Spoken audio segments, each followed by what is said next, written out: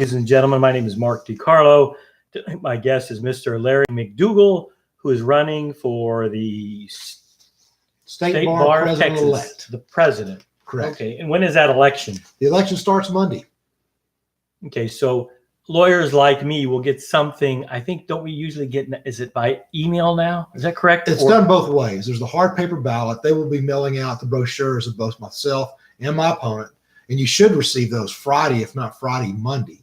And then they will also get an email that'll have a code number on it so that you can sign into the website and vote that way, which probably takes less than a minute. Who are you running against? Her name's Ceci Collins. She's a attorney out of El Paso. Okay. The reason I was having you on, sir, is because you had in the years I've been practicing, I've been disappointed at the platform of most of the people running, that it seemed non-existent. In other words, you seem to, in the email that I received, lawyers need more from the bar, it seemed like you had a more specific platform and you had certain concerns. And in this email, it states, I believe the grievance process in Texas is weighted so heavily as to protect the public that it harms Texas attorneys. What do you mean by that? Well, here's what I mean by that, is that the bar and those involved in the grievance process have made such efforts to protect the public, they've pretty much taken the rights and the protections away from the lawyers. For example, in 2014, 2015, I was chairman of discipline for the state bar. And in that year, there were 7,393 grievances filed against lawyers. But yet in that same year period, only action was taken on 304 of them. And that shows you the large number of baseless grievances that are being filed against the lawyers. Now, the prosecutor's office of the state bar, the CDC, they will weed out the ones where they don't state a claim. But if they just barely just touch on a claim, then those lawyers get that letter in the mail that comes certified that says personal and confidential. And the lawyers have to respond to that letter. And when most lawyers get that letter, it's very stressful. It's a threat to our livelihood. It's a threat to our profession, how we feed our family, how we take care of ourselves. And with that, the lawyers wind up taking 2 or 3 days out of their work week to respond to these things. It's not something like where they just sit down and write a 10-minute letter to do it right, because you got to make copies of files, copies of emails, you got to document everything. And we have a duty on us where if we don't answer truthfully and honestly, we commit an ethics violation. But yet the people filing can make up all kinds of false facts, just make them totally frivolous. And there's nothing to it. So what I want to do is make those grievances sworn and notarized. I want them to do them under the threat of perjury. Right, because it is, thank God I haven't had a lot of problems, but I have had totally fallacious things stated to me in complaints. And as you stated, a lot of times you have to prove that these fallacious things aren't true. Correct. Through emails, through documents, through your own records. One of the things that I had talked to you about that I find very disappointing is they use facts as complaints. And then the bar figures out what alleged violations that you made. And then they say, well, you've committed a violation of the bar rules, but you don't know what the bar rule that you are allegedly violated are.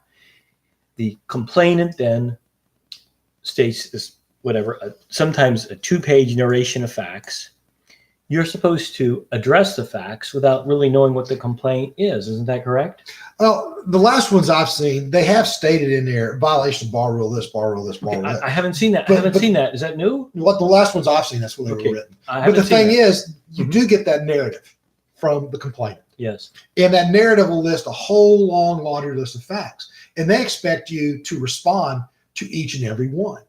Let's say, for example, they go through the whole list and they only find one to actually state a complaint. Mm-hmm. But you've got to respond to everything that they say.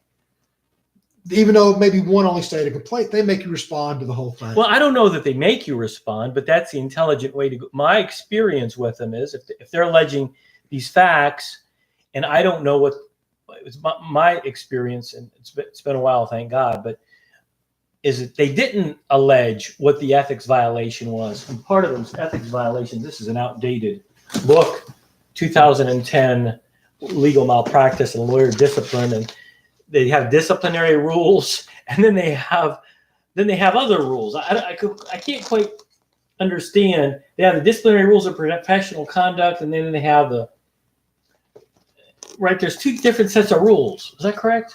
Well, there are two different sets of rules, but what you've really got to look at is the comments underneath the rules. I mean, the rule itself may only be a few sentences or paragraphs, but then there's pages and pages and pages of comments. Right. And that's where you actually have to go look to find the substance of the rules. I see. Well, and then you had stated to me in our conversation that a lot of lawyers don't handle the responses themselves. They pay another lawyer, what is it, $5,000 to $10,000? The going rate's anywhere from $5,000 to $10,000. I got to get in on to that. Respond. I'm just teasing. Yeah, but and my real problem is the majority of these things are unfounded. There's no complaint. At the end of the day, the bar does a summary disposition and they go away. But some lawyer has been stressed out, not sleeping at night, not eating properly, going through all the stress, taking that time out of their work where they could be representing clients, responding to these things.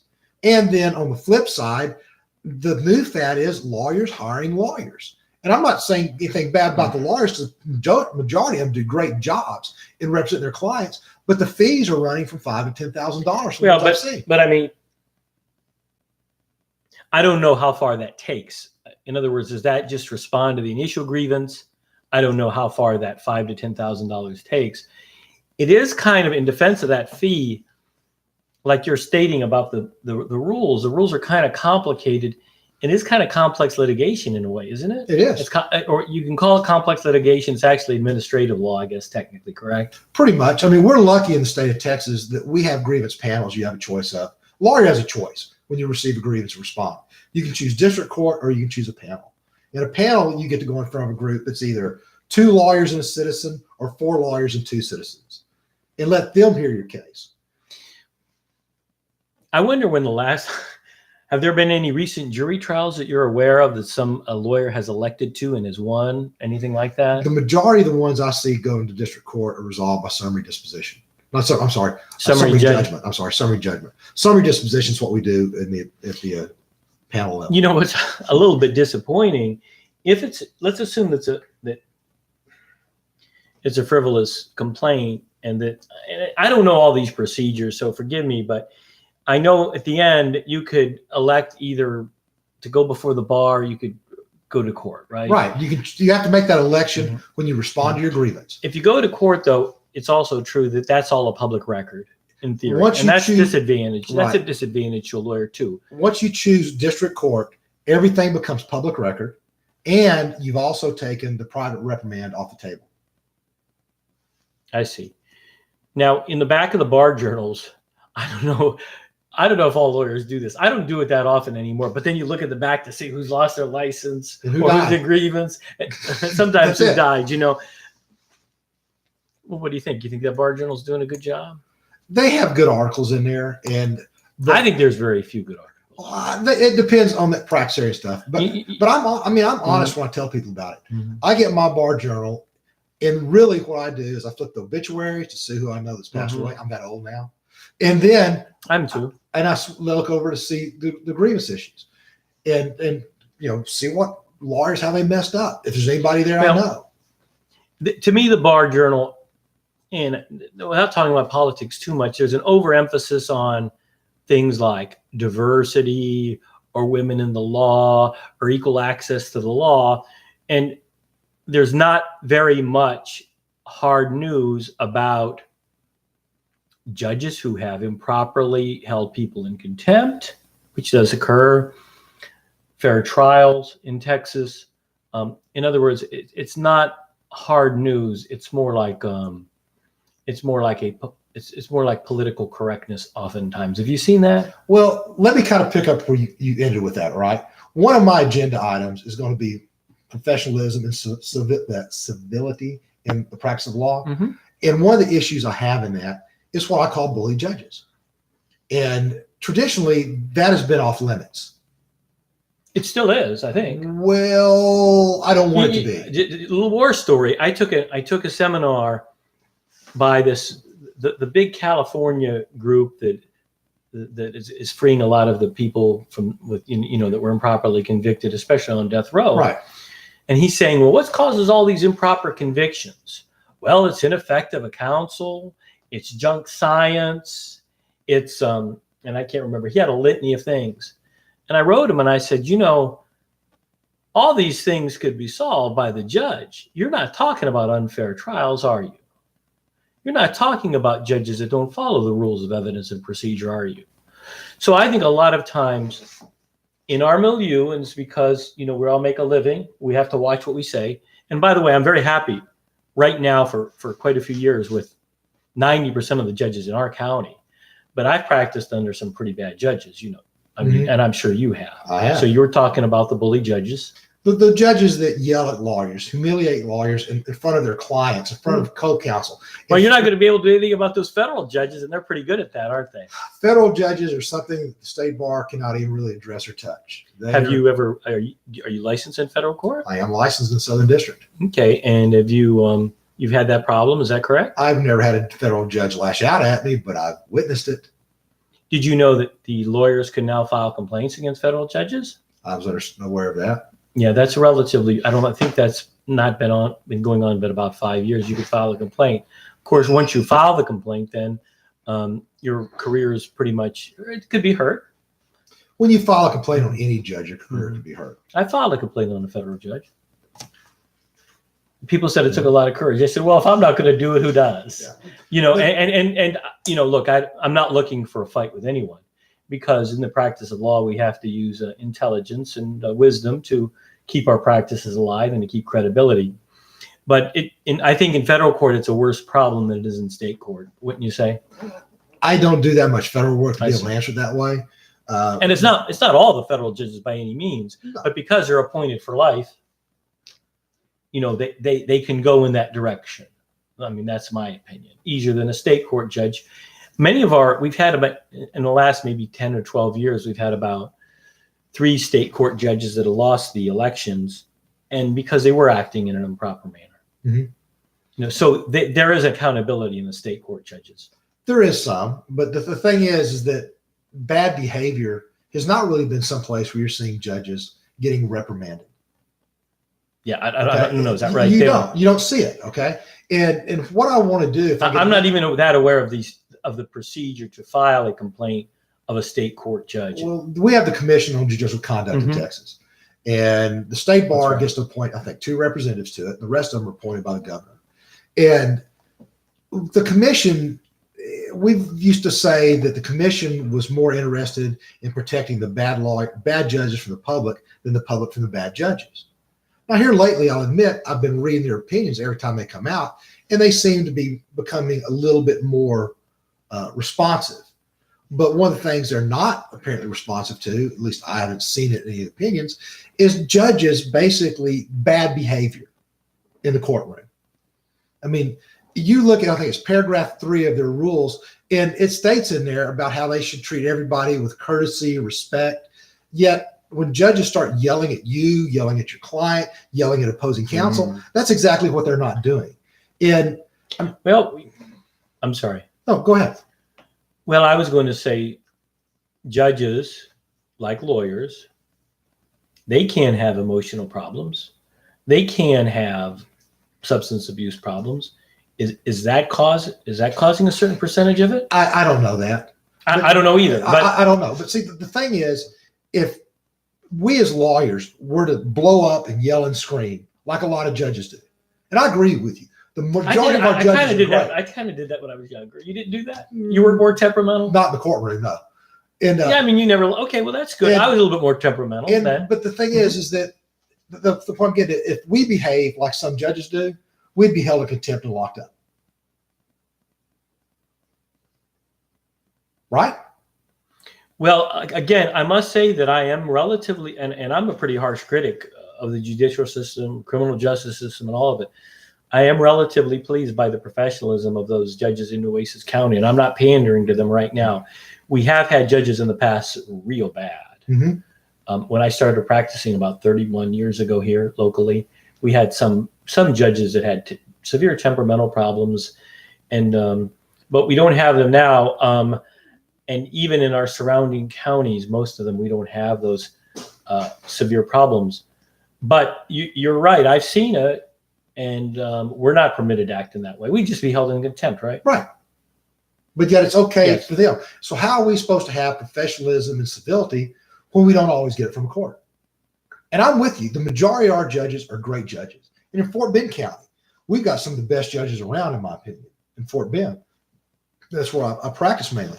But yet you see that one come in, and they'll come in, and a lot of times maybe it's even a visiting judge, and they flare up, they yell, they scream, they threaten.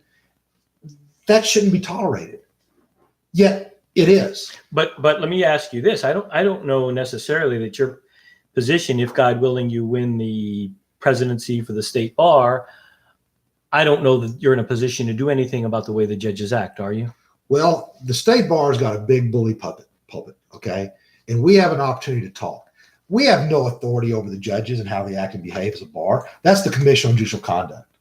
But if somebody doesn't start talking about it and bringing these issues— No, well, you're right. You're right about that. they'll never stop. That's right. If the problems aren't addressed or acknowledged, it's like I always say about the homeless problem. I guess, what you see the presidents debating, Republican and Democrat, I go, well, I don't know. What about some of these problems? Are you going to solve them, or you've got to address them at some point? We have to address it. And if That's correct. everybody's going to be afraid to address it and not say anything about it, it's not going to get better. It's never going to get fixed. No, that's good. That's absolutely correct. So we've got to start talking about this. I mean, TCDLA, Rob Frickman out of Houston is actually writing an article about it, about these judges. And as I've traveled around the state, going to different counties, meeting lawyers, meeting judges, I hear stories where most of the judges are really great people, but you still got those ones that don't seem to take pleasure. Well, one of the things that I wonder is, and we mentioned about the elections, I wonder, are those judges primarily located in areas that are ruled just by Democrats or just by Republicans, and they think that they're situated in a way that they can't lose? I've not looked at it from basically political demographics. And the thing is, I know some amazing judges, a lot of amazing judges. And I know some judges that I just don't ever want to go in their courtroom again. Well, let me ask you this. Well, we do have and I don't like to name names, but we do have a judge now. Have you read about the Judge Guy Williams scandal here, wherein allegedly there was improper touching of some women at a party, including an ex-district court judge, and then and there was allegedly these. There was one criminal case that he won, the other one was dismissed. Now he has a couple of other pending criminal cases, and there's so that's a kind of a lengthy ongoing scandal here. And then supposedly there was improper remarks to district attorneys, which in a way I kind of like, because I do defense work and we figure they never get yelled at, but that's not quite true. Oh, I'll tell you, prosecutors, especially young prosecutors, they get yelled at more than anybody. Yeah, they could get pretty brutal, right? Some of the judges, they do. They get prosecutors. In Harris County, where I was a prosecutor, Oh, you're a prosecutor there? I was a prosecutor in Harris County when Johnny Holmes was DA, and I've seen young prosecutors. Johnny Holmes did not have the best reputation for fairness. Is that right?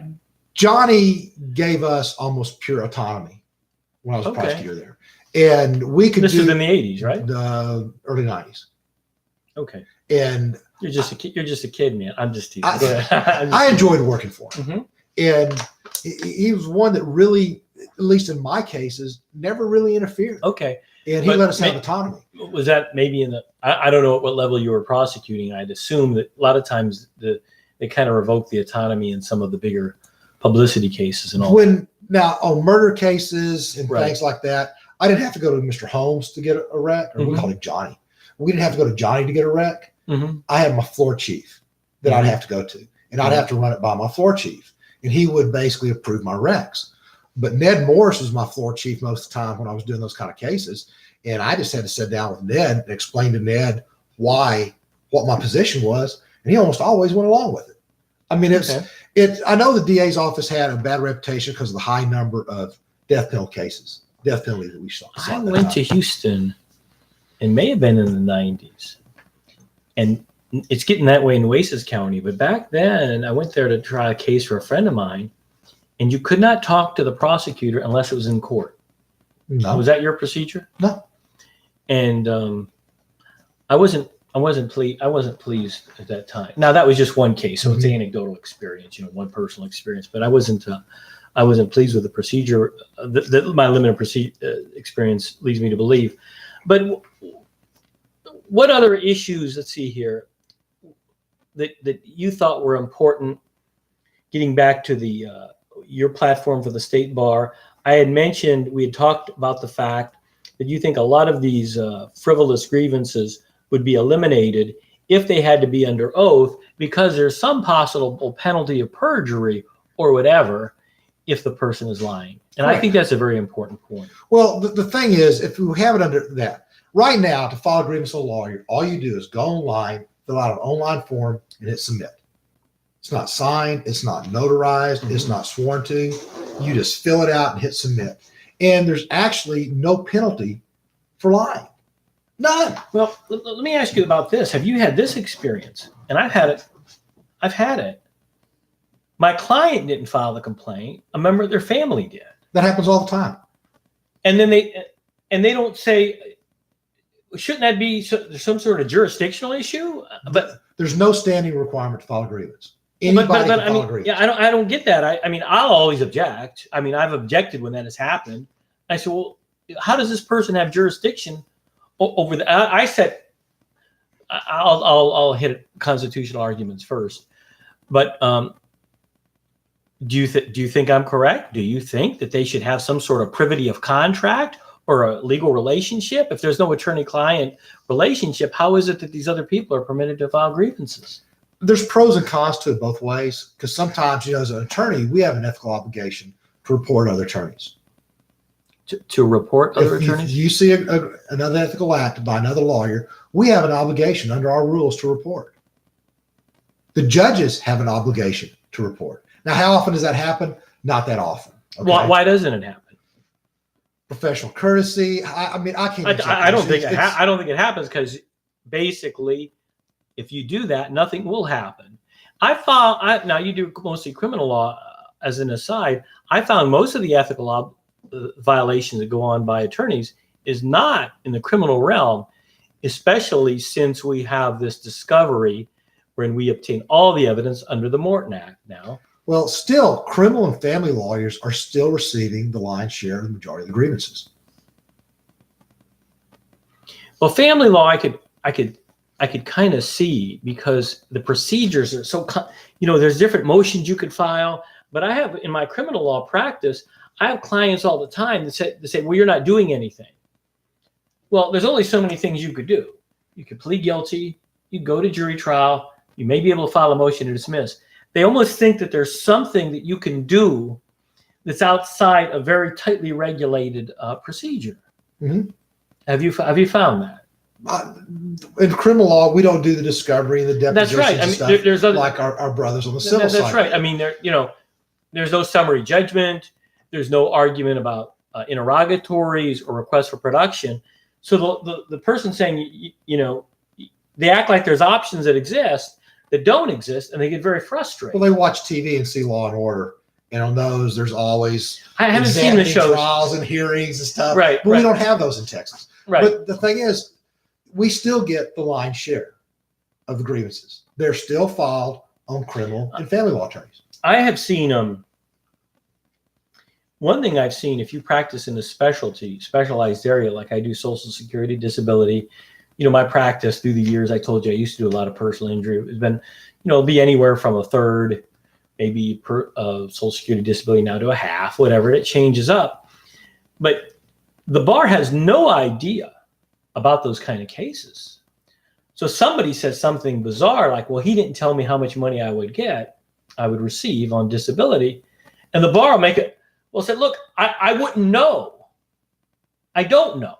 Mm-hmm. The Social Security Administration will notify them, and I wouldn't make a representation that I'm going to know, because I don't know, how much money they made. It's a complex, So sometimes what I've seen in the bar, if it's a specialized area, and you may not be familiar with that, they'll just run with it, even though they have no idea of the course of law, of that area of law. I have not seen agreements come across on the panels I sat on that or something like that. Okay, I did have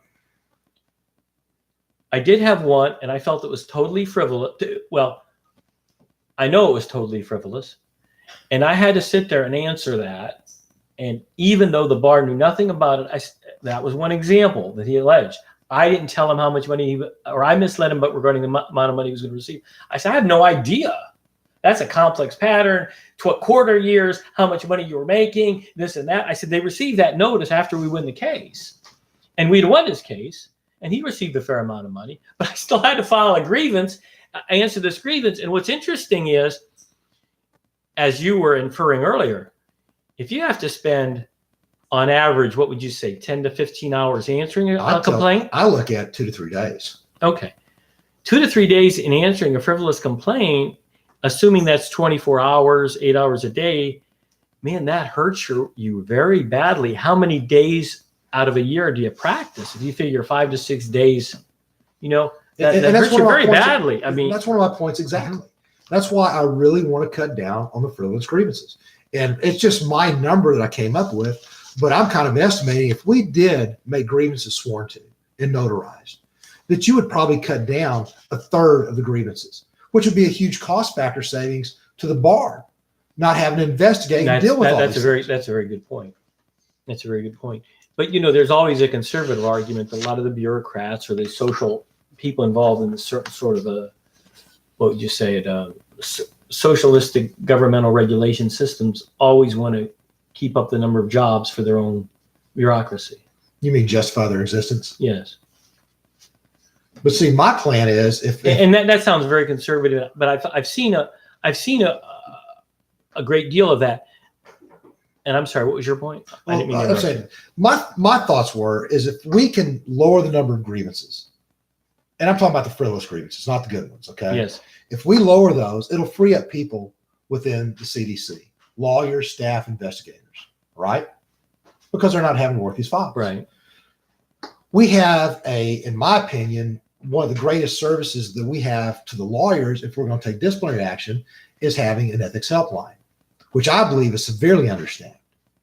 And a lot of people don't realize. When you call up and you ask, is this an ethics violation? Could I do this or that? Is that what that is? Basically, but the problem we have is. I've never called them. Well, I know a lot of lawyers that have, and I was talking to a former board of directors for the state bar just today who called, and it took, he called that one morning, and the next day in the afternoon, he finally gets a call back.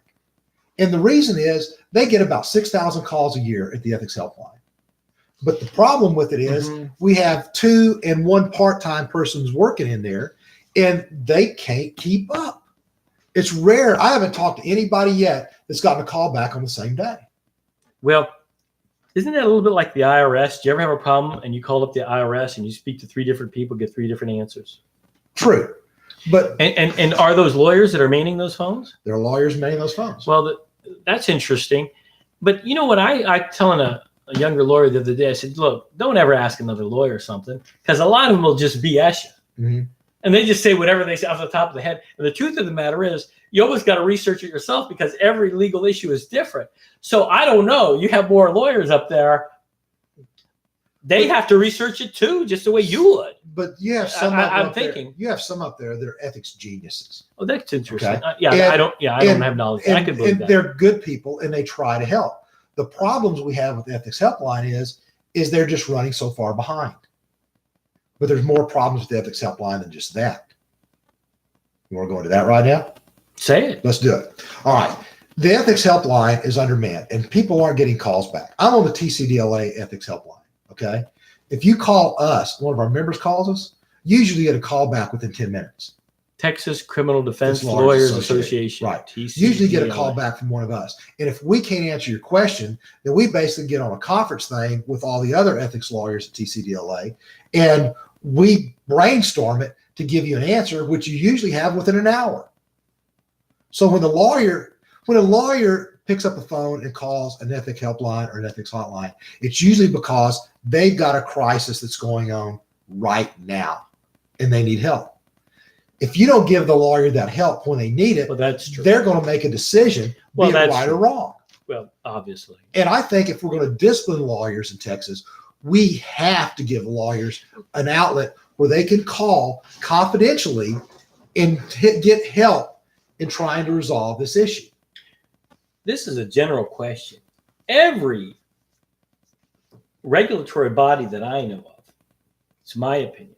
Did you ever file a complaint like to the Texas Insurance Commission or Court Reporters Board? Or have you ever filed many complaints in Austin regarding certain groups or agencies? Have you ever? We filed a few. Okay. Those agencies, seems to me, they're set up to protect the insurance companies or to protect the court reporters or protect.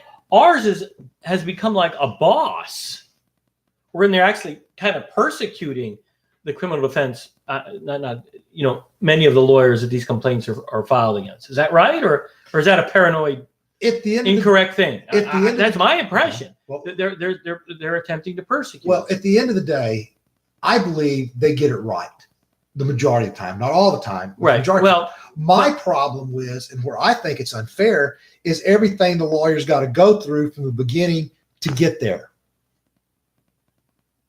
Well, absolutely, but that's a big that is the deal, because as you're stating, the number of hours required to respond to these complaints, just the stress on the lawyer. I know someone in a family law case, for example, a little war story.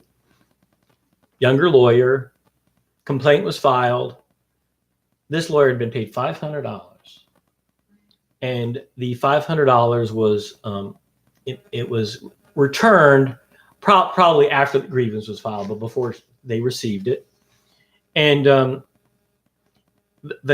complainant, the person filing the complaint, wasn't prejudiced. They could go ahead and hire. You're right; it was a family law case. They could hire another lawyer. They were paid $500. They refunded it. And that lawyer has to spend 12 hours responding to this complaint. I mean, in other words, there should be some basis regarding money too. Mm-hmm. I mean, $500. I mean, I don't know. I mean, it's like, to take somebody's license away, there should be some, but it doesn't seem like it makes a difference. It seems like the amount of money it's not indexed in intelligently. It's not. Our grievance rules basically have a death. Basically, you got from the lowest form to the death penalty on every one of them. All right. I know they got guidelines. They're not mandatory guidelines. And they say they passed them out to the grievance committees, but I've talked to a lot of panels and we haven't seen them. Interesting. Okay? But the thing is that in criminal work, you've got punishment ranges, right? Class C misdemeanors, Class B, Class A felonies. There's no punishment range like for minor infractions. Well, right. I mean, so like a $500 complaint, there's no. It would seem to me that should be taken care of. Either pay the $500 back, or but we don't have those not logic. Yeah, we don't have those punishment ranges. Okay, it basically gives the panel or the judge full range of punishment. All right, let's use the Bob Bennett case for example. Are you familiar with that one out of Harris County? Bob Bennett. Here's what Bob Bennett did. Bob took on a case. And when the case was over, the clients basically wanted a refund of all their money. Bob refused to give them full amount back. He had an arbitration clause in his contract. They go to arbitration. He wasn't happy with the arbitrator's decision, so Bob goes to file an appeal. The party then turns around and files a grievance against Bob. Bob chooses district court, and in the district court, on a summary judgment motion, where the state is only asking for a fully probated suspension with a judgment ordering him to pay the people back the money, ordering them in the arbitration agreement, the judge comes back and hits him with the death penalty and disbars him. Where the prosecution was not even asking for that. It wasn't even on the table. But the judge, it would seem like legally you couldn't do that. But the judge did it. And here's where the real rub comes. Then the bar, instead of sitting back and saying this was wrong, agreeing to a motion for new trial, basically dug their heels in and backed the judge's deal of disbarment and fought it all the way up the appeals courts, where Bob Bennett actually won and prevailed. And it's very difficult to win in courts of appeals, ladies and gentlemen. And I think that's another reason why you either don't have enough court of appeals judges or they're not objective enough.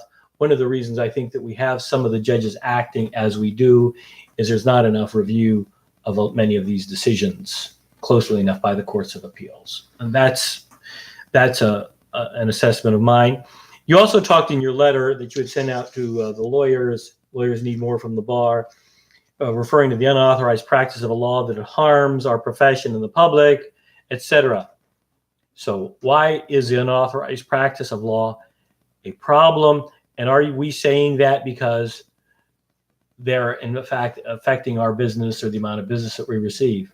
This is basically a twofold issue. You've got people preying on innocent people, especially immigrants coming over.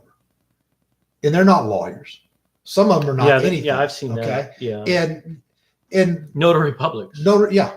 And that's a big one because Mexico supposedly that's like a the lawyer. notaries is like a lawyer, right. And then in the States they go to these people. Yes. And they charge them these exorbitant fees and then turn around and do nothing for them. In the family law side, you've got a lot of people that have gotten forms, family law forms.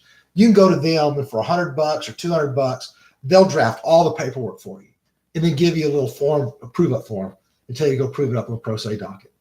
And then lawyers are having to turn around and fix this stuff down the road because they're messing it up.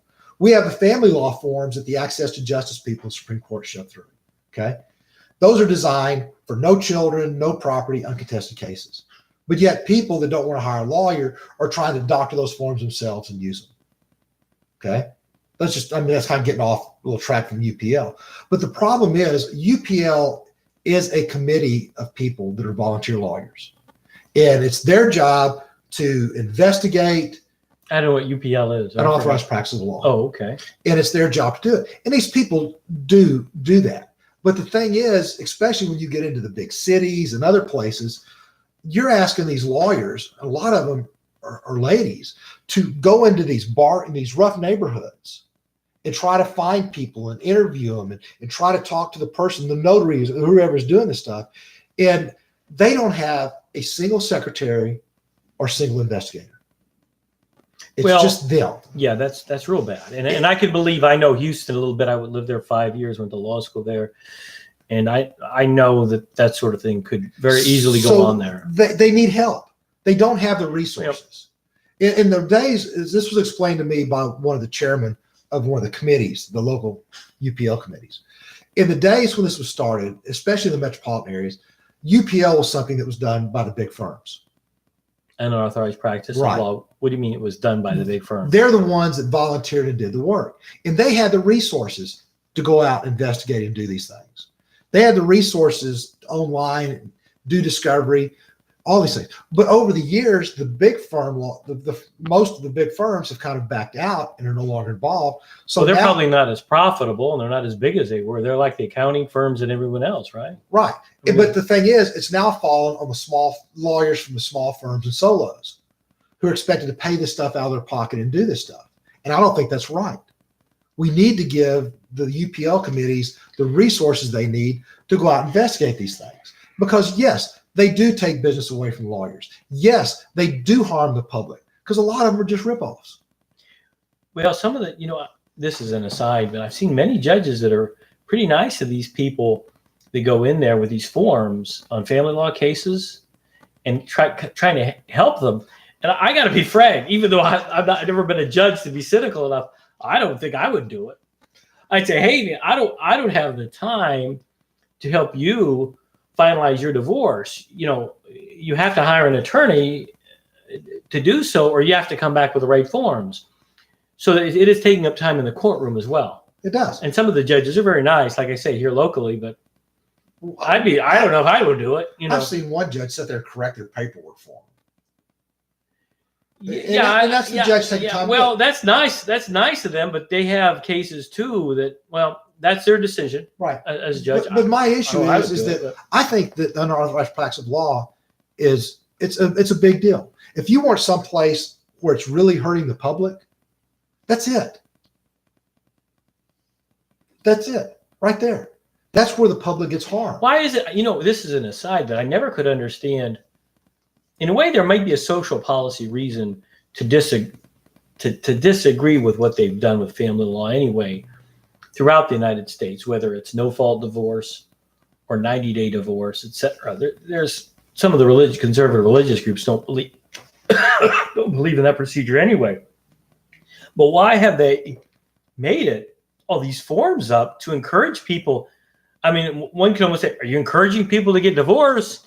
Or you want to stir up the pot? I don't know. It's an odd thing. Well, this is a response to access to justice. I mean, our committee, the Access to Justice Commission and the other commission they have for the indigent and civil cases, they've done about all they can legitimately do. The only thing they have left to do is tax us and make us pay for it as lawyers. They can turn around and make us do mandatory pro bono, both of which I'm totally opposed to. The only real correct fix is for the legislature to put money into it. I mean, they're not doing that. We can barely get the criminal lawyers paid in court appointment cases. So they're not putting the money in that. So the only option they had was to try to find self-help measures. And while I disagree with them, and I think the forms are being misused, and a lot of times those forms are basically causing more harm than good, that's basically the only option that they were left with, was self-help forms. And that's why they did it. Because why did they do it? I got a call this weekend. Are you a pro bono lawyer? Publics learn the name pro bono lawyer. Okay. And a lot of people just can't afford it. They can't afford to hire a lawyer. Well, but what I tell people all the time that call me on the criminal element, I'll say, well, look, if you can't afford an attorney, you could ask the court to appoint an attorney for you. That's what I always. But you don't have that option with family law side, unless you're being an enforcement action where they're trying to hold you in contempt. You don't have that option. No, that's very true. So maybe that's why they. So what they allowed these. What they did is they put these forms in place to try to at least give an avenue to the indigent people that couldn't afford a divorce. But how many people actually? Well, the problem with it is, it's not the indigent people using the forms. The problem is you have people that could afford a lawyer, and they're modifying these forms. They're trying to use these forms where there's children and property, and that's not what they were designed for. I see. And so they're being misused. But rolling this back into the unauthorized practice of law issue is that by allowing these notaries and other people to hold themselves out as lawyers, then you've got, the public gets harmed. Yes, we lose the business, but the public gets harmed by these people doing this. Well, I would think offhand, I don't know that much about family law, but I would think that one of the big harms might be if somebody had a pension and you didn't know about it, and so it wasn't included in that. So somebody who was filing it, if the spouse, you're entitled to part of the pension, that could be involve lots of money, a lot of money. You have these people, from stories I've heard, and even from clients who come in my office, they're giving legal advice. They're telling people how to do, what to do, what the law is. They're not lawyers. Right. Well, that's a probably a discussion worthy a whole show in itself. You would also address in your letter the civility of lawyers, and you found that to be a problem. I haven't found it to be a serious problem in the criminal law milieu, where you have the assistant district attorneys, and I haven't found it to be a serious problem. In the civil, I found it just deadly. I found insurance defense lawyers. This is something you don't have to take responsibility for acknowledging this. Some of the lowest ethics I've ever seen is insurance defense lawyers when you're doing a personal injury case. And again, what I think we talked before the show, I don't have nearly the practice I used to, in part because two reasons: case runners, barratry as it's called, and these massive advertising campaigns, which the bar has permitted. True. But there's a case, I think that was started by Jim Adler when those things weren't permitted. And there's a federal case where the bar was sued and Jim Adler won. And that's what opened the door to those things. Well, that's interesting. Well, the other side of it too is if you're not, before advertising sprung open, it was very difficult to get cases, whether criminal or whatever, unless you were an insider and you had contacts. True. So that wasn't good either. No. So, but I do have some complaints, and I've mentioned it before, where in these firms kind of set themselves, I call them like Colonel Sanders. I'm Colonel Sanders. I'll represent you. And you go into their offices and they have some lawyer out of law school representing you. I wonder about that, the ethics of that, if that should be permitted. There's nothing that I know currently in our law or rules to prohibit that. No, absolutely. You come in, it's very common. You hire ABC firm and ABC firm. When I was walking through the big firms in this process of getting elected, these big firms, it seemed like more than half the lawyers were young lawyers in these big firms. They were young. Yeah, certainly. So you go in there and hire a big firm. And you think, oh, look, I know. And you wind up with a first or second year. And that happened to me. I had, in a different state, I had some family law matters. And I got to tell you, I had a heck of a time trying to hire attorneys in a couple of things. Like you say, you'll get some guy, you'll get some named partner who come on and speak all authoritatively, about your case and how it's going to be handled. And it goes to some backroom guy, who sounds like he's less than competent or very young, is handling the case. Right. But the thing is, I don't think that's an ethical violation, doing those kind of things. I see your point in it. I don't know if it is or isn't, or if it should, but I'm thinking that I think maybe it should be, and I'm not proposing that because I haven't studied the issue very well. Just as an aside, I've seen it as an issue. I don't know, but that wasn't something that you had really mentioned. And that's not something that I'm addressing in this right now. That's in my reforms, I'm looking for things that affect all lawyers. And when I've gone and talked to the big firms, be it Fulbright, Vincent & Elkins, Hayes Boone, Winstead, all the big firms that I've gone and talked to, the litigators especially, they have the exact same concerns about the bar that we have. And that was one of my concerns, is I had disagreed with you. It was my opinion that the bar was set up against lawyers that represent people, against lawyer, and I call myself like a street lawyer, when you take cases off the streets from individuals. I haven't had court appointments for some years. The whole court appointment issue is another issue, I guess. I don't know if the state bar is involved in that and how court appointments are given. There's actually a committee that studies that, but I'm not sure how detailed how involved they are. And at any rate, that's an issue regarding regarding court appointments, and you don't know how detailed that is at all, right? The committee and how far they go, I just know it exists. It didn't exist when I was on the board of directors, but they do have a committee now. Okay. And then you also had mentioned the TLAP, event attendance, or other law health CLEs to substitute for ethics hours. So continuing legal education mandates that lawyers take approximately 15 hours, right? 15 hours of continuing legal education. And you could take how many hours of self-study? 3? 3 hours of self-study, which means you have to take 12 hours either online, on the computer, or by attending seminars, etc. Correct? Correct. And you think that's a problem? No, I don't think that's a problem. Well, the issue that I have is I want the lawyers to get something back from the bar. Right. And we now imposed on our lawyers over 70 the mandatory CLE that we have for everybody else. It used to be when you turned 70, you didn't have to do the CLE. Just like you don't have to pay bar dues when you turn 70. What, not aware of that? No, I was thinking, I was going to, no, I didn't want to bring up a subject that is very distasteful to me. About 3 to 4 years ago, the state bar sent out a release from their president stating that they're going to have to look very closely at lawyers of a certain age because they're having all these problems.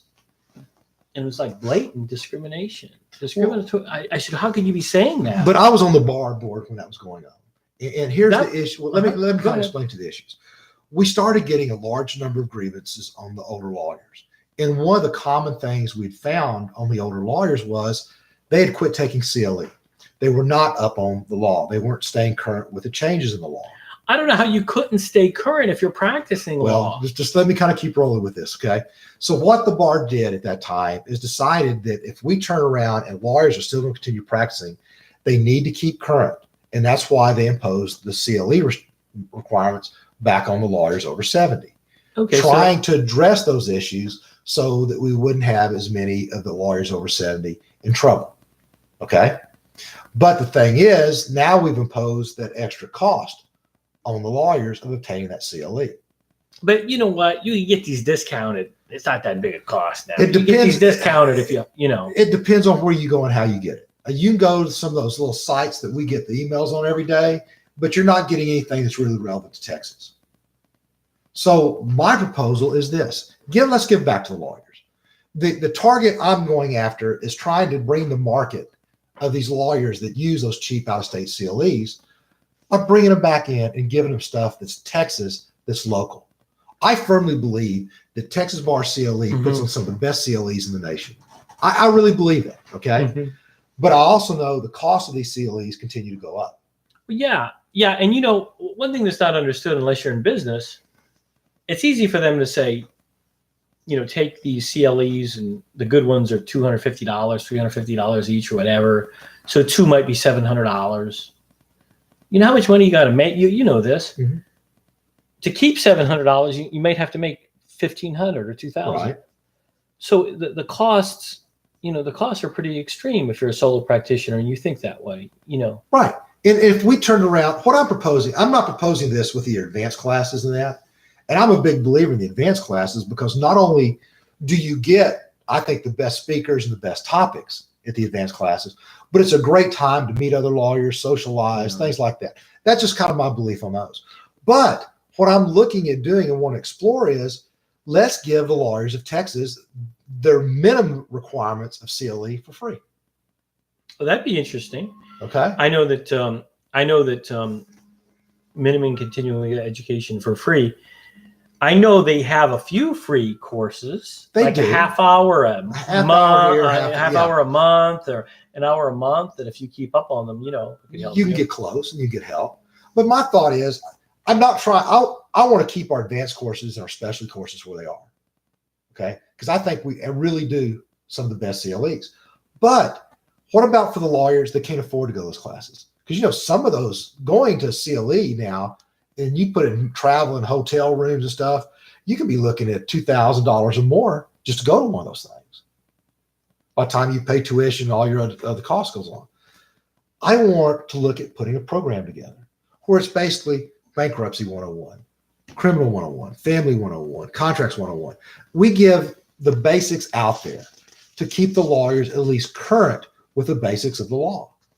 Right. And I don't think that's too unreasonable because the state bar isn't getting any money from these discounted seminars taught in other states anyway. No, we don't. But they are being reasonable in a way. They are accrediting those people, those other agencies, which I think in a way is fair. I'm kind of shocked, really, because when they instituted it, about the time I started practicing continuing legal education, that's when they set, about the time I started practicing, that's when they set up this lawyer's trust account deal. You have to have a lawyer's trust account. Then they set up the continuing legal education. You got to do that. And then I think they raised the fee, or they instituted another fee, a licensing fee for, what is it, $250 and $250? I don't know. Right now we have our bar dues. We used to have that state tax, which turned out we never should have had the state tax. Right. And so that's gone away. So really now all we do is we pay our bar dues and our section dues if you belong to a section. Oh, well, you know what? I thought we still had to pay the two dues. No. Okay. So they did, but they got to keep the money. We didn't get a remand. You got to understand. Okay, let me understand. We should have had class action lawsuit. But that money went to the general fund of the state of Texas. It didn't come through the bar. I see. That was something that, that the legislature tried to impose on us. And I'm not sure of how it happened or what happened, but that is now history. But the money, you don't see it being refunded. It did go to the general registry, the general accounts of the state of Texas. It did not come to the bar. Interesting. It's a very interesting point. So that's your idea. So that some minimum continuing legal education requirements are available for free. And you almost have to say, why not? What's the cost?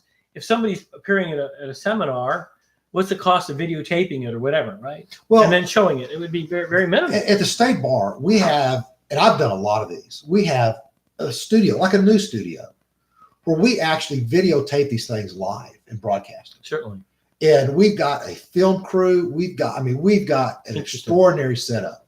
And let's utilize it. I mean, we utilize it as it is. Don't get me wrong, because we do a lot of webcast in those streamed CLEs. But let's put something together that can benefit all the lawyers of Texas. Now, granted, big firm lawyers, they do all their CLE in-house. They don't come to the state bar CLE. Prosecutors go to theirs in-house. They don't come to our CLE. I mean, the criminal defense lawyers, we have TCDLA. We get a lot of us come to the state bar CLEs.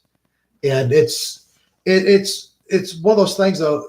I'm trying to find something, because one of the big cries I hear around the state is, I don't get anything from my bar dues. The bar does nothing for me. Well, I will say this in defense of the bar too. They have this online research, which I usually don't go to them too often, but that's something they never offer. That's pretty good. No, and it's actually two options on online research. There's two different programs. Right, I know, and it's one of them is kind of confusing. But we do it. Like, I got rid of my Southwest Second books. Did you get rid of yours? They're decorations. Well, I have some laying around. They were on the stairway to prevent people from walking a certain way. But yeah, I got rid of a lot of my sets of my law books, West Second, Southwest Second, Yeah, I've got a nice bookshelf with them in there, but they're all old and we don't use them. I use the practice guides, Texas Litigation Guide, Texas Criminal Practice Guide. We're reaching the end of our show, unfortunately, but you also had done a seminar. You know a lot about firearm laws. Any up-to-date thing on firearm laws, real quick? Well, I'm not sure what our legislature is going to do to us this year. They may leave it alone. One of the neat things that a lot of people don't realize is to get Mossberg to move to Eagle Pass, Texas, they had to modify the barrel length of shotguns. It used to be 18 1/4. Now you can have a pistol grip shotgun with a 14-inch barrel. I'm more interested. That's interesting, but I'm not intelligent enough on firearms to really discuss that. Bring me up to speed, but constitutional carry is a big deal. Constitutional carry, it's one of those deals that I just don't see that ever passing in Texas, because that would allow convicts, felons, anybody to carry. And right now, to carry on your person, as long as you're not a felon, you can, carry one in your car, to carry one in your person. You have to. Right. In other words, I would have never gotten licensed years ago if it was as it changed so you can carry one in your car. Right. I would never gotten one, because it's all this information that they require you to fill out when you, take your palm print, your fingerprints, everything. You really have to give them a lot of information to get a handgun license. You do. And, the thing is, there's this big stink about open carry. And I've seen one person in my life open carry. I've seen one too. But you don't see it. They thought it was going to turn Texas into the Wild West. And you don't see it. Well, okay. Final comment. So you believe that the concealed handgun licenses has made no difference? It's prevented crime? I'm not going to go that far, okay? I know it's prevented some crime, but if you have a gun, and now you're getting into my police background, if you have a gun and you're not prepared to use it and you don't know how to use it, the only thing you've done is given the criminal another gun. I see. This has been Mr. Larry McDougal. He's running for the Texas Bar president. And I wanted to thank him for coming on. And who knows, maybe your opponent will come on as well. Good luck, sir. I appreciate it. Thank you. Thank you.